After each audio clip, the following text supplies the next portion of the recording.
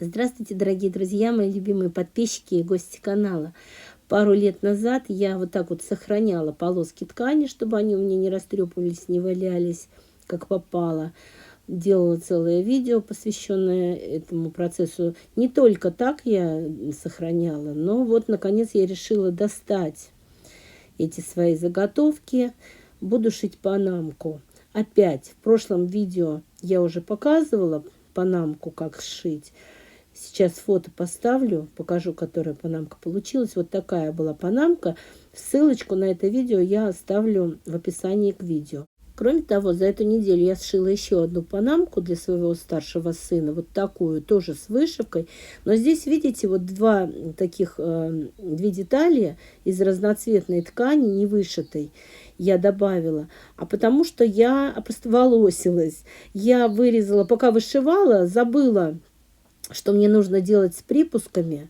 Вот выкройка вот этих моих деталей поля 9,5 сантиметров ширина вот этой верхней части. Это если умножить на 6 клиньев, которые у нас тут, то как раз получится 56 размер. И я должна была сделать припуски. А я вырезала вот просто так, как есть. Высоту у меня здесь 7 сантиметров, длина полей 8,5, но легко можно сделать и 8. Вот я вот в этой панамке сделала как раз 8, потому что забыла припуск добавить.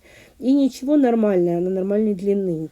Размер вот этого круга, который у панамки сверху, мы высчитывали по формуле длины окружности. Длина окружности равна 2πr. Отсюда я выводила радиус. Вот эта формула у меня написана. Радиус, соответственно, у нас длина окружности 56 сантиметров в моем случае, разделить на 2π. Пи, сами знаете, 3,14. После проведенных расчетов у меня получилось радиус 9,4 сантиметра, ну, соответственно, диаметр 18,8.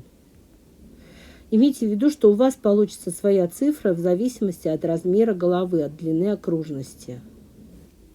В результате у меня получилось, что так как я не вырезала правильно, да, то есть не оставила припусков здесь, то у меня получилось меньше все, и мне пришлось, то есть часть деталей ушло на припуски. И мне пришлось вот делать вот эти вставочки. Просто, но в результате получилось, по-моему, даже лучше. Вот такие вот клинии я сделала 4 сантиметра длину плюс на припуске. Здесь наверху у меня 7 сантиметров, так же, как было. Здесь внизу, так как без припуска, было 8. И я потом просто приложила, чтобы вот этот угол правильно сделать. Я вот так вот приложила и вот таким образом вычислила, под каким углом мне все это вырезать.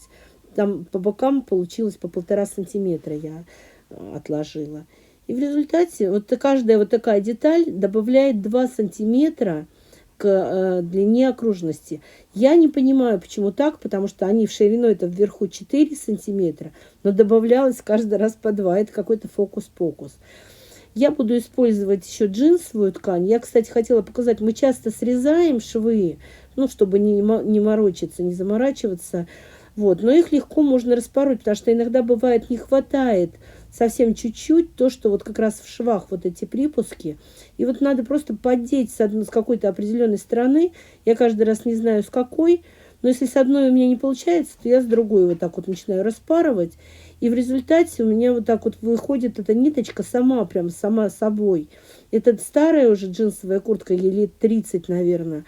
А в новых джинсах они не рвутся, эти нитки, и сразу сами вытаскиваются по всей длине. Особенно если это штанины, то по всей длине штанины. И в результате получается, вот я сейчас краешек, вот видите, все, и распорот шов. Потому что, бывает, что иногда нужно, чтобы вот на припуск, даже то, что цвет другой, не имеет значения, потому что этот цвет может уйти в припуске. Но я так на всякий случай показала, потому что для меня раньше я срезала всегда швы, но сейчас я знаю, что если мне чуть-чуть совсем не хватает для моей какой-то детали, или когда сумку шьешь, иногда ширины штанины, чуть-чуть не хватает, то я вот решила показать вот этот способ, как можно немножечко добавить из джинсового шва. Вырезала в результате 3 джинсовых детали, 3 вот этих разноцветных из полосочек. И так же, как и в первой панамке в прошлом видео, буду их сшивать. Сшила я их все последовательно. Для тех, кто не смотрел предыдущее видео, я разглаживаю швы сначала с нижней стороны, потом с верхней. Ну, то есть, либо с верхней, потом с нижней. Так как там мы шьем немножечко неровно, да, под углом сшиваем детали, то чтобы они не замялись, вот такой способ разглаживания. Ну, в результате все сшила я между собой по кругу, все детали. И вот эти вот уголочки, где они соединяются между собой, они такие, видите, как заостренные. А зачем мне в панамке вот такие заостренные? Я закругляю эту панамку, закругляю, срезаю эти уголочки. Видите, все, что острое, я все это срезаю. В результате у меня получилось 28 сантиметров, то есть умножить на 2, 56, как раз на мою голову.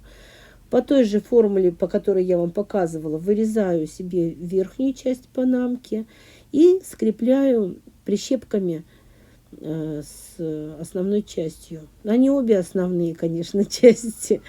Вот. После того, как все прищепила прищепками, иду на машинку и все сшиваю по кругу. Все у меня сходится, все хорошо. Я очень этому рада. Некоторые написали, что все нервы истрепали, пока круг вычисляли в предыдущем видео. Ну все, выворачиваю, готова у меня верхняя часть. Расправляю все. Я немножечко срезала припуски, там, чтобы они поменьше были. Точно так же сшила подкладочную часть, складываю их лицом к лицу и соединяю по швам, чтобы у меня швы между собой совпадали. Они, конечно, совпадают, потому что детали одинакового размера. Но бывает иногда чуть припуски другие сделаешь, и все. Но я делаю на ширину лапки припуски. Прошила все, кроме вот этой вот одной части, для того, чтобы вывернуть. Выворачиваю свою панамку. Всегда это какой-то такой трепетный процесс, хотя и знаешь, что получится, но выворачивание прямо вот уже почти к концу дела. Все расправляю, швы разглаживаю их, чтобы вот подкладка эта внутри была, чтобы она не выглядывала с лицевой части. Вот эти припуски тоже заглаживаю, чтобы мне было удобно их зашивать.